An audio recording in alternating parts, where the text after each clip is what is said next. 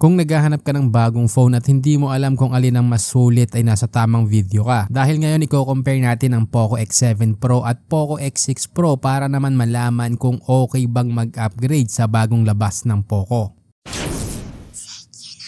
Una ang display, pareho silang may 6.67 inch 1.5K AMOLED with 120Hz refresh rate kaya smooth ang experience sa gaming at scrolling. Pero ang X7 Pro ay may mas mataas na brightness level na aabot ng 3200 nits peak brightness compared sa 1800 nits ng X6 Pro. Ibig sabihin mas maganda ang outdoor visibility ng X7 Pro. Sa madaling salita, bagay na bagay ito sa mga taong laging nasa outdoor or mga delivery partner. Pagdating sa durability, ang X7 Pro ay may IP68 rating, meaning na dust and water resistant to up to 1.5 meters for 30 minutes. Again, hindi porket may ganyang feature ang Poco X7 Pro ay ilalagay mo na sa tubig. Tandaan mo na extra protection lang to ng phone. Samantalang ang X6 Pro naman ay IP54 lang, which is dust and splash resistant. Kaya kung naghahanap ka ng phone na kayang mag-tolerate ng rough conditions, mas okay ang X7 Pro. Sa performance naman, ang X7 Pro ay powered by the latest MediaTek Dimensity 8400 Ultra at may Mali G720 MC7 GPU. Mas powerful ito compared sa Dimensity 8300 Ultra ng X6 Pro. Sa Antutu score naman, meron tong 1.5M at 1.3M lang sa Poco X6 Pro. Kaya kung heavy gaming at multitasking ang habol mo, X7 Pro is the better choice dahil sa faster performance and better GPU. Ngayon, pag-usapan naman natin ang camera. Ang X7 Pro ay may 50 megapixel main camera with OIS. Ang X6 Pro naman ay may 64 main camera, so higher ang megapixel niya. Pareho din silang may 8 megapixel ultra wide, pero ang X7 Pro ay may mas malaking sensor na mas maganda for wide shots. Malaki na din ang improvement ng X7 Pro pagdating sa autofocus, kaya para sa akin mas pipiliin ko pa rin to dahil mas maganda ang napoproduce na quality ng photo. Pagdating naman sa selfies, mas mataas pa rin ang X7 Pro na aabot ng 20 megapixel compared sa 16 megapixel lang. Kaya pagdating sa camera, para sa akin panalo pa rin ang X7 Pro. Battery wise naman, ang X7 Pro ay may 6000 mAh battery na may 90 watts fast charging. Kayang ma-full charge sa loob lang ng 42 minutes. Ang X6 Pro naman ay may 5000 mAh battery at 67 watts charger. So slightly slower siya pero still okay pa rin. Pagdating naman sa software, out of the box, ang X7 Pro ay naka Android 15 na. Ang X6 Pro naman ay pwede mo naman ma-upgrade sa Android 14. Pero pag tagal-tagal malamang makakakuha na rin to ng Android 15 na update. So ngayon, kailangan mo nga bang mag-upgrade kung ikaw ay naka Poco X6 Pro na? Well, ang sagot ko dyan ay depende na lang kung ano ang priority mo. Kung gaming, content creation at photography ang habol mo, solid choice talaga ang X7 Pro. Dahil sa lahat ng aspeto, tinalo niya na yung lumang model. Katulad na lang na mas powerful na chipset, mas stable na camera, mas mataas na battery at mas mabilis na charging. Pero kung okay ka pa sa performance at feature ng X6 Pro at hindi mo naman kailangan ng all-out upgrade, solid pa rin ang phone na yan. In the end, it's all about your needs. Kung gusto mo ng future-proof device with all the latest features, Poco X7 Pro ang perfect choice. Mabibili ang Poco X7 Pro sa presyong 15,999